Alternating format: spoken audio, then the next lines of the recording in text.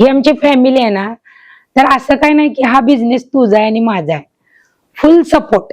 हा मम्मी तू जाऊ शकत नाही, मी जाते. मिस्टर म्हणतात हा तुला आज वेळ नाही, आम्ही आहे इथं. माझी फार चिडचिड व्हायची, कारण माझे मिस्टर म्हणायचे की नाही तू करू शकतेस, एवढी स्ट्रॉंग आहेस तू. की तुम्ही फॅक्टरी तुमची पूर्ण प्रोडक्शन वगैरे ते सोबतच तुमचं घर कशा पद्धतीने बॅलन्स करताय? माझ्या ओळखीतले पण बरेचसे असे बिझनेस करणारे आहेत बरं. की ज्यांनी मला सांगितलं होतं की 2 वर्ष तुला मिस्टरांच्या पगारातून याचं भाडं द्यावं लागेल बरोबर. आणि कामगारांचा पगारही द्यावा लागेल.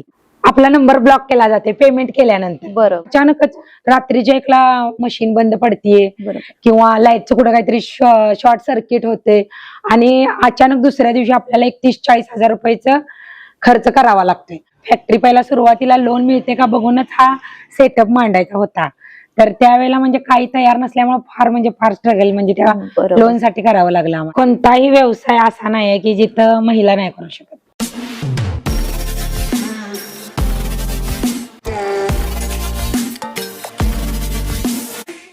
नमस्कार, मी क्षितिजा आणि आजच्या आपल्या नवीन व्हिडिओमध्ये मी तुम्हा सगळ्यांचं मनापासून पुन्हा एकदा खूप खूप स्वागत करते. तर आपला आजचा हा व्हिडिओ इतर व्हिडिओपेक्षा खूप जास्त वेगळा असणार आहे आणि नक्कीच खूप जास्त मोटिवेशनल आणि इन्फॉर्मेटिव्ह असणार आहे, कारण आज आपल्यासोबत एक स्पेशल गेस्ट आलेले आहेत. तर त्यांचं मी इंट्रोडक्शन तुम्हाला करून देते. तर या आहेत श्री महालक्ष्मी सोफा फॅक्टरीच्या सर्वेसर्वा सौ आशा राणी थडके.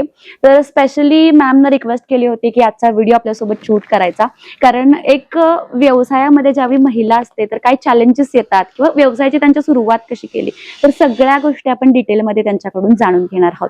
तर सगळ्यात पहिला व्हिडिओ चालू करायच्या आधी तुम्हाला खूप खूप थँक्यू. तुम्ही तुमचा वेळ आपल्याला दिलात आणि आपल्या ऑडियन्ससाठी छान असा मोटिवेशनल कॉन्टेंट जो आहे तर तो आपण तुमच्या माध्यमातून जो आहे तर तो तयार करतोय. तर सगळ्यात पहिला प्रश्न तुमच्यासाठी होता की सोफा फॅक्टरी तुमची ही आहे, तर तुम्हाला असं का वाटलं की सोफा फॅक्टरीच चालू करावी? सगळ्यांपेक्षा सुरुवातीला नमस्कार. क्षितिजा मॅमनी मला इतका मोठा चान्स दिलेला आहे आणि जे काही माझा बिझनेस आहे तो तुमच्या सोबत शेअर करायचा आहे. तर सुरुवातीला असं काहीतरी करायचं होतं की सगळ्या ब्युटिशियन, ब्युटी पार्लर, कुकिंग हे सगळंच करतायत, पण मला वेगळं असं काहीतरी करायचं होतं. ऍक्च्युली मी तलाठी भरती, पोलीस भरती वगैरे करत होते. मग असं काहीतरी फील्ड निवडायचं होतं की जे सगळ्यांपेक्षा वेगळं असेल आणि खूप चॅलेंजिंग असेल. त्यासाठी तुम्ही हे फील्ड चूज केलं. सुरुवातीला आता हे फील्ड लेडीज साठी नक्की सोफा किंवा फर्निचर हे फील्ड खूप वेगळं आहे. तर सुरुवातीला तुम्हाला चॅलेंजेस काय आले, म्हणजे मटेरियल घेताना, सिलेक्शन करताना किंवा पूर्ण सेटअप टीम आपली तयार करताना काय चॅलेंजेस तुम्हाला आले? मुळात सोफा तयार करणारे कारागीर आपले नसतात, बरोबर. म्हणजे महाराष्ट्रातले ते असतात UP बिहारचे. त्यात आपण महाराष्ट्रीयन आणि त्यांच्याशी जमवून घ्यायचं आणि त्यांना शोधून इथपर्यंत आणायचं. त्यात आपली फॅक्टरी आहे एकदम आउटसाइडला. तर त्यांना इथं आणल्यावर त्यांचा सेटअप लावणं किंवा त्यांचं खाणं पिणं, राहणं, त्यांचा दवाखाना सगळं आपल्याला मॅनेज करावं लागतं की जसं एक कुटुंबातली आपली व्यक्ती. तर आमच्याकडे आता 4 कारागीर आहेत आणि आम्ही ते दिल्लीतून आणलेले आहेत. बरोबर. तर तुमच्या या सोफा फॅक्टरीमध्ये इतरांपेक्षा काय वेगळेपणा तुम्हाला करायचं होतं? काय असं वेगळं करायचं होतं की जास्तीत जास्त क्लायंट्स तुमच्याकडे अट्रॅक्ट होते किंवा मटेरियल क्वालिटी मध्ये असेल? किती मोठा मॉल असू दे किंवा शॉप असू दे आणि तामझाम आणि लाइटिंग इफेक्टिव्ह म्हणजे गेले की एकदम अट्रॅक्टिव्ह वाटतंय ना.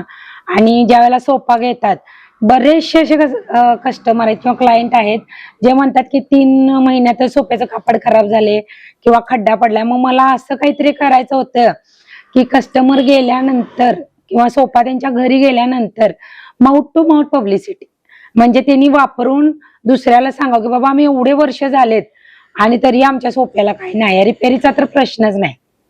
जे क्वालिटी जी आहे तर ती मेंटेन करायची. आणि ते क्वालिटीचा एक मुद्दा आलाय तर मला सगळ्यांना सांगायला आवडेल की मॅडम कडून मी गेल्या वर्षी माझा सोफा जो आहे घरातला जो तुम्ही बघताय माझ्या व्लॉग्स मध्ये, तर तुम्ही मॅडम कडूनच खरीद केला होता आणि मी त्यांना आल्यावरती तेच सांगितलं की सोफाची जी क्वालिटी आहे किंवा जे बनवण्याचं जे स्ट्रक्चर आहे तर ते अगदी मस्त आहे. म्हणजे घरात इझी टू क्लीन आहे आणि मेंटेनन्स जो आहे तर तो अगदी छान करता येतो आणि अजूनपर्यंत सोफ्याची क्वालिटी जी आहे तर ती जशी आहे तशी राहिलेली आहे. त्यामुळे नक्कीच क्वालिटीच्या बाबतीत म्हटला तर नक्कीच मला असं वाटतं की इकडे खूप जास्त त्यांच्याकडून कष्ट जे आहेत तर ते घेण्यात आलेले आहेत. तर मला पुढचा प्रश्न तुम्हाला विचारायचा होता की लोकांची आवड निवड प्रत्येकाची वेगवेगळी असते. म्हणजे काही लोकांना कलर्स असतील किंवा मटेरियल असेल तर वेगवेगळं असतं. तर मग ती चॉईस तुम्ही कशी तुमच्याकडे मॅनेज करून घेताय? आपल्याकडे होलसेल आणि रिटेल दोन्हीचे बनतात. बरं. आणि रिटेल असं आहे की इथं मॅन्युफॅक्चरिंग पण होते, म्हणजे कस्टमाइज करतोय आपण. बरोबर. आणि साथ म्हणजे त्याच्यासोबत आपलं शोरूम पण आहे. बरोबर. तर हे सगळं मॅनेज करताना काय असतं की समोर उभं राहून करून घ्यावं लागतं. बरोबर. तर काही इंटेरियर डिझायनर, आर्किटेक्ट, बिल्डर्स अशा लोकांची कामं माझ्याकडे येतात. तर प्रत्येकाची चॉईस वेगळं, प्रत्येकाची आवड वेगळी. तर त्यानुसार ते म्हणजे पूर्ण असं एक प्लॅन करून ते करावं लागतं आणि त्यांना ते कस्टमाइज कस्टमाइज करावं लागतं. Material customise. आणि जे आपल्या शोरूम मध्ये मी ठेवते ते मी असं गुगलवर बघून किंवा सिरियल मध्ये किंवा कुठल्या पिक्चर मध्ये वेगळं अशी डिझाईन मला दिसली की ते मी सत्यात उतरवून आपल्या डिस्प्ले मध्ये ठेवते. बरोबर. म्हणजे प्रत्येकाच्या प्राइसच्या अकॉर्डिंगली किंवा तुमच्या मटेरियलच्या क्वालिटी अकॉर्डिंगली वेगवेगळे कस्टमाइज सोफा जे असतील तर ते तुम्हाला इथे जे असतील तर ते करून मिळतात. तर आता सगळ्यात महत्वाचा प्रश्न जो भरपूर स्पेशली महिलांना पडतो की व्यवसाय चालू करायचा आहे पण आमच्याकडे इन्व्हेस्टमेंट नाही आहे किंवा इन्व्हेस्टमेंट करताना खूप प्रॉब्लेम येतो. तर आपण मॅडम कडून जाणून घेऊयात की त्यांनी सुरुवातीची इन्व्हेस्टमेंट होती तर ती कशा पद्धतीने उभा केली किंवा कोणाची मदत तुम्हाला मिळाली? नाही, आम्ही लोन केलं. लोन केलं तर बेस्ट ऑप्शन आहे. नक्कीच लोनचा बेस्ट ऑप्शन आहे कारण इतका मोठा सेटअप आहे. नक्कीच तुम्ही या व्हिडिओमध्ये फुल फॅक्टरीचा सेटअप जो आहे तर तो बघाल. तर लोनचा जो ऑप्शन होता तर तो बेस्ट होता. लोन मिळताना किंवा लोनसाठी अप्लाय करताना काही अडचणी आल्या की व्यवस्थित झालं? नाही, अडचणी आल्या? कारण ज्या वेळेला सुरुवातच होती ना आणि दाखवायला आमच्याकडे असं काहीच नव्हतं. ना रॉ मटेरियल होतं, नाही फॅक्टरी. पहिला सुरुवातीला लोन मिळते का बघूनच हा सेटअप मांडायचा होता. तर त्यावेळेला म्हणजे काही तयार नसल्यामुळे फार स्ट्रगल म्हणजे त्या लोन साठी करावं लागलं आम्हाला. तर ज्या मैत्रिणींना लोन घेऊन जर तुमचा व्यवसाय सेटअप करायचा असेल तर तुमच्या बिझनेसचे जे काही डॉक्युमेंट्स असतील ना तर ते आधीपासूनच तयार हवे. म्हणजे तुमचे जे काही उद्योगदार असेल, तुमचं लायसन्स असेल, तुम्ही ITR फाईल करता का? मी भरपूर वेळा तुम्हाला सांगत असते की जरी तुम्ही काही करत नाही आता आणि भविष्यात जर तुम्हाला काहीतरी करायचं असेल तर नक्कीच तुम्ही इन्कम टॅक्स रिटर्न्स जे असतील तर ते फाईल करा. सो दॅट तुमची लोनची जी काही प्रोसेस असेल तर ती स्मूथ होईल आणि कमीत कमी त्रासामध्ये तुम्हाला सगळ्या गोष्टी ज्या असतील तर त्या मिळून जातील. तर पुढचा असा प्रश्न आहे की फायनान्शियल बर्डन होतं का? कारण एकतर लोन वरती तुम्ही पूर्ण फॅक्टरी सेटअप केली तर काय होईल? प्रॉफिट होईल, मग तो कसा आपण मॅनेज करायचा? काय वाटत होतं? भरपूर म्हणजे असं लोकांशी मी बोलत होते, भेटत होते. बरोबर. आणि माझ्या ओळखीतले पण बरेचसे असे बिझनेस करणारे आहेत की ज्यांनी मला सांगितलं होतं की 2 वर्ष तुला मिस्टरांच्या पगारातून याचं भाडं द्यावं लागेल. बरोबर. आणि कामगारांचा पगारही द्यावा लागेल. बरोबर. पण खरं सांगते की करवीर निवासिनी महालक्ष्मीची कृपा आहे, असं काही झालंच नाही. पण हा कामगारांचा पगार असू दे किंवा मटेरियल असू दे किंवा भाडं असू दे आमचं, तर हे सगळं आम्ही ह्यातून काढत होतो. मला यात पगार म्हणा किंवा काही फायदा असा झाला नाही सुरुवातीला, पण आमच्या अंगावरही काय आलं नाही. बरोबर. व्यवस्थित म्हणजे त्या वेळेला ते होत गेलं. पण कसं आहे, तुम्ही कन्सिस्टन्सी राखली, सुरुवातीला वेळ दिलात तुमच्या बिझनेस सेटअप करायला, व्यवसायाला वेळ दिलात, लोकांना वेळ दिलात आणि त्यामुळे नक्की मला असं वाटतं की कुठेतरी बर्डन मधून तुम्ही बाहेर निघलात. पण आता तुम्हाला काही फायनान्शियल बर्डन आहे का? नाही, आता फॅक्टरी पूर्ण छान सेटअप झाले त्यामुळे आताच काही नसणार आहे. पण सुरुवातीला जो बर्डन होता तर त्याच्यापासून एक गोष्ट आपण शिकू शकतो ती म्हणजे कन्सिस्टन्सी आणि सातत्य. आणि सगळ्यात महत्वाचं मॅडमनी जे सांगितलं आणि त्याच्यामध्ये मला तुम्हाला सांगायचं ते म्हणजे इतरांच्या टीकानुसार किंवा इतरांच्या सल्ल्यानुसार गोष्टी होत नसतात. तर त्यांच्यामध्ये कष्ट करण्याची ताकद होती, त्यांच्यामध्ये ती धमक होती की मी ही गोष्ट करून दाखवू शकते. त्यामुळे कोणी किती जरी बोललं की तुम्हाला हे जमणार नाही आहे किंवा 2 वर्षाने तुम्हाला तुमच्या पगारातून इथे पैसे द्यावे लागतील, तर मॅडमच्या कष्टामुळे असेल किंवा त्यांच्या कन्सिस्टन्सीमुळे असेल तर ही गोष्ट झाली नाही. आणि आता श्री महालक्ष्मी सोफा फॅक्टरी जी आहे तर तुम्ही बघितलात सोशल मीडियावरती, मी नक्कीच त्यांचे हँडल्स तुमच्यासोबत शेअर करेन. तर खूप चांगल्या पद्धतीने काम करते आणि कस्टमर बेस जो आहे तर तो सुद्धा खूप चांगल्या प्रकारे जो आहे तर तो तयार झालेला आहे. तर अजून एक मला प्रश्न तुम्हाला विचारायचा आहे की जे उद्योजक असतात, ज्यांना व्यवसाय करायचा आहे, तर त्यांच्यासाठी कोणते फायनान्शियल गोष्टी किंवा फायनान्शियल सवयी महत्वाच्या असतात? म्हणजे व्यवसायातले पैसे व्यवसायातच गुंतवायचे, तर त्या काही सवयी तुम्ही सांगू शकताय का तुमच्या एक्सपिरियन्स वरून? नाही, व्यवसायातले पैसे व्यवसायात गुंतवायचे असं नाही. बरं. पण एक भांडवलाचा जो स्पेस असते किंवा जे काही आपल्या फायद्यातून मिळणारे जे काही पैसे असतात ते सुरुवातीला भांडवलासाठी काढून ठेवावे लागतात. कारण असा काही स्पेस येतोय किंवा जसा असा दसरा आहे, 26 जानेवारी, 15 ऑगस्ट किंवा आमच्या फील्ड मधला जे काही सीझन आहे असं म्हणू शकतो आपण, बरोबर. तर त्यासाठी लागणारं जे जास्तीचं म्हणजे बल्कमध्ये येणारं जे मटेरियल आहे त्यासाठी भांडवल काढून ठेवणं फार महत्वाचं आहे. बरोबर. कारण सीझन आहे तोंडावर यायला, कस्टमरचे पेमेंट हे कस्टमरचं म्हणजे इथं हे वाढते आपल्याकडे येणं, आणि त्यात कामगारांचं पेमेंट, त्यात भाडं ते काही महिन्याला ठरलेलं असतं, आणि हे जे आपलं रॉ मटेरियल आहे त्यामध्ये भरपूर पैसे इन्व्हेस्ट करावे लागतात. तर मला वाटतं की मिळणाऱ्या फायद्यातून तो एक म्हणजे आपण जसं भिशी करतो ना तसं एक बाजूलाच करून ठेवलेलं थोडा ठेवायला पाहिजे. तो बाजूलाच काढायचा, हा. तो पैसा जो येतो तो पुन्हा आपल्याला आणि व्यवसायामध्ये अशा टाकायला काही येतो. गोष्टी होतात की अचानक हा बाबा काम व्यवस्थित चालू आहे आणि एक अचानकच रात्रीच्या एकला मशीन बंद पडतीये बरोबर. किंवा लाईटचं कुठं काहीतरी शॉर्ट सर्किट होते आणि अचानक दुसऱ्या दिवशी आपल्याला 30-40 हजार रुपयाचं खर्च करावा लागतोय. बरोबर. तर अशा स्पेस साठी आपण आधीच म्हणजे तयार राहिलं पाहिजे. इमर्जन्सी फंड्स आहेत तर ते व्यवसाय जर तुम्ही करताय तर इमर्जन्सी फंड्स जे आहेत ते नक्कीच तुमच्याकडे तयार असले पाहिजेत, रेडी असले पाहिजेत.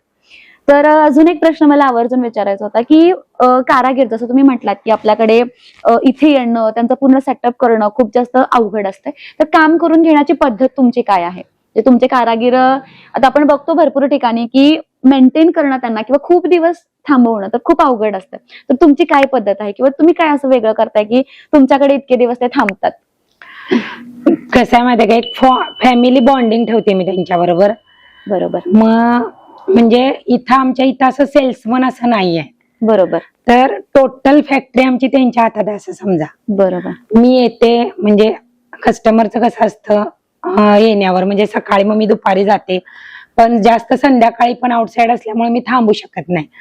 तर ही मुलं इतकी छानरित्या सपोर्ट करतात की कस्टमर हँडल करणं म्हणा, त्यांना रेट सांगणं म्हणा, आणि त्यांच्या ज्यानं म्हणजे होत नसेल तर लगेच मला कॉल करणं, मॅडम सीसीटीव्ही में देखो, ये कस्टमर क्या बोल रहे क्या नहीं बोल रहे, असं खूप छान रीत्या ते हँडल करतात. आणि माझं कसं आहे की ते इतक्या लांबून आपल्या विश्वासावर जर इथं आलेले आहेत तर मी पूर्ण म्हणजे पूर्ण असं दाखवूनच देत नाही की ते माझे वर्कर आहेत म्हणून. बरोबर. त्यांचं खाणं पिणं, दवाखाना, कधी कधी मला स्वतः त्यांना न्यावं लागतं दवाखान्यात, बरोबर. किंवा इथलं मार्केट दाखवणं किंवा काही असू दे. सगळ्यांना आता तरी सगळ्यांना माहिती आहे, भाजीवाल्यांना पण माहिती आहे की बाबा श्री महालक्ष्मी सोफा फॅक्टरीचे वर्कर. बरोबर. तो वर्करना वर्कर न ठेवता एक फॅमिली म्हणून ट्रीट करून ठेवणं, कारण तोच एक पार्ट असतो की जो आपली फॅक्टरी असेल किंवा तुमचा कुठलाही व्यवसाय असेल तर तो पुढे घेऊन जात असतो. आपल्याही पेक्षा जास्त आपले जे वर्कर्स असतात ना तर ते आपल्या फॅक्टरीचे असतील किंवा आपल्या व्यवसायाचे असतील तर ते मेन भाग असतात. तर मग जसं त्यांनी सांगितलं की मॅन्युफॅक्चरिंग बरोबरच सेल्सचा पार्ट जो असेल त्या नसताना बिनधास्तपणे ते व्यवस्थित सांभाळतात. तर अजून एक महत्वाचा प्रश्न जो की माझ्या भरपूर मैत्रिणींना पडतो की तुम्ही फॅक्टरी तुमची पूर्ण प्रोडक्शन वगैरे ते सोबतच तुमचं घर कशा पद्धतीने बॅलन्स करताय? कारण खूप मोठा टास्क आहे मला माहिती आहे, तर तुम्ही कसं मॅनेज करताय? तारेवरची कसरत म्हणाल तर चालेल. बरोबर.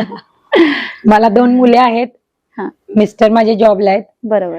आपण काय म्हणतात की पडद्यामागचे कॅरेक्टर आहेत ते.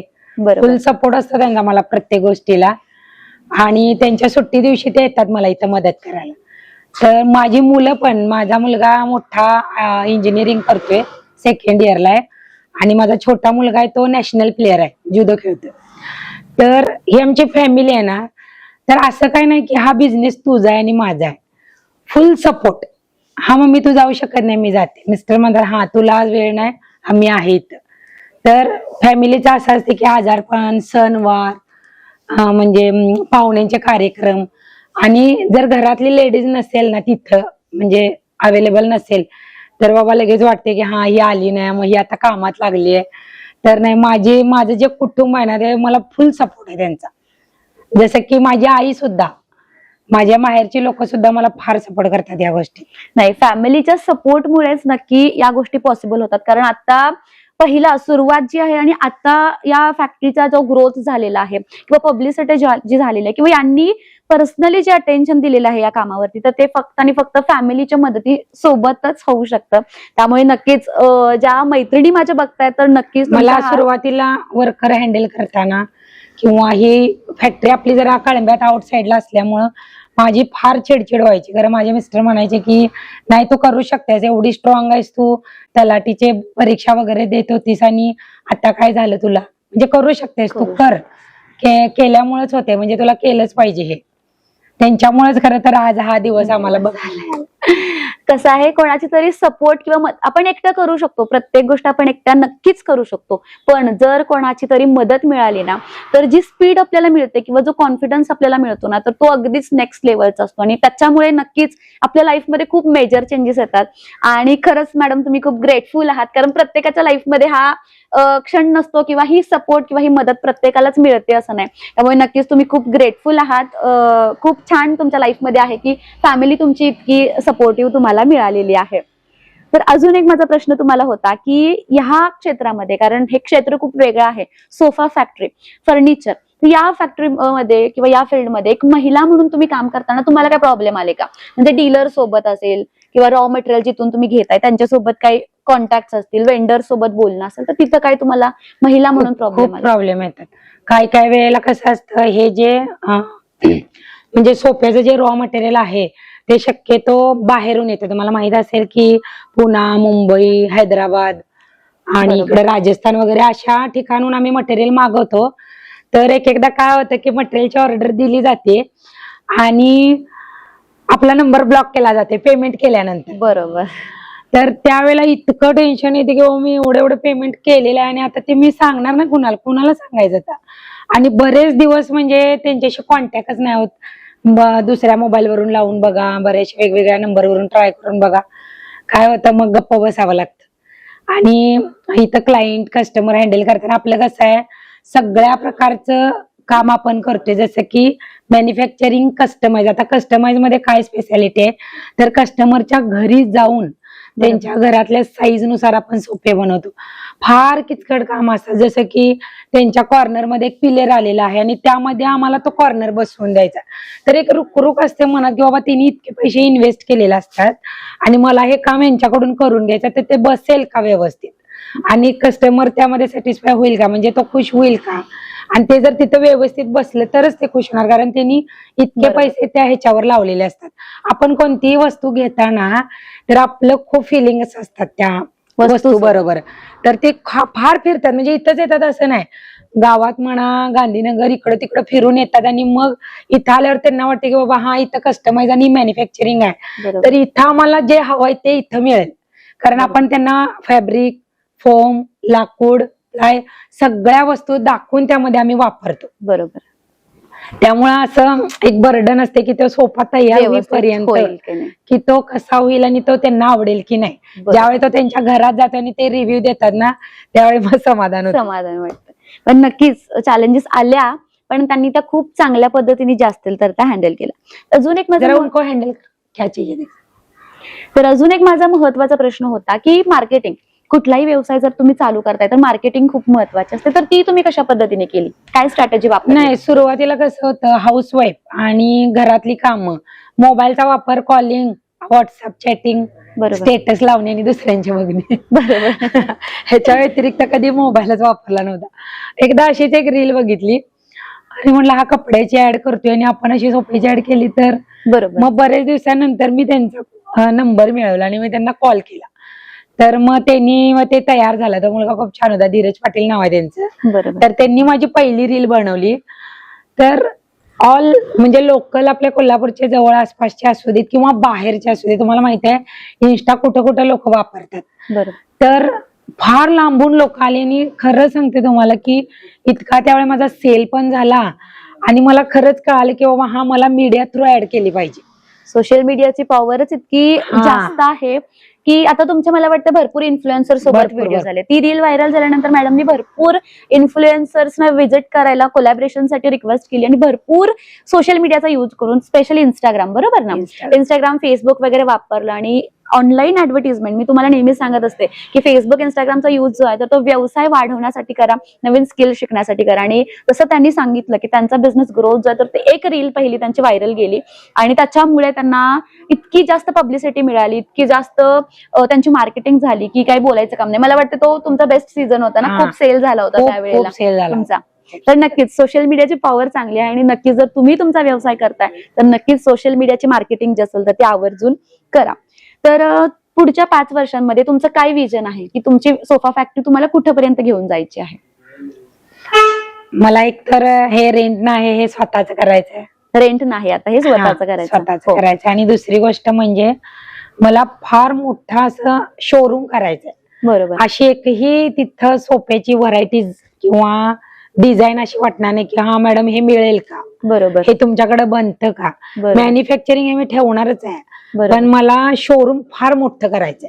नक्कीच तुमचं कष्ट इतकं आहे, तुमचं डेडिकेशन इतकं आहे की नक्कीच येत्या 5 वर्षामध्ये तुमचं हे जे स्वप्न असेल तर ते पूर्ण होईल. आणि अशी आम्हीही आशा करतो की नक्कीच तुमचं स्वप्न जे आहे तर ते पूर्ण होईल. शेवटचा प्रश्न की माझ्या भरपूर मैत्रिणी जे आहेत तर ते आपला व्हिडिओ बघतात, तर तुम्हाला त्यांना काय सल्ला द्यायचा आहे, व्यवसायाशी रिलेटेड काय सल्ला तुम्हाला द्यायचा आहे?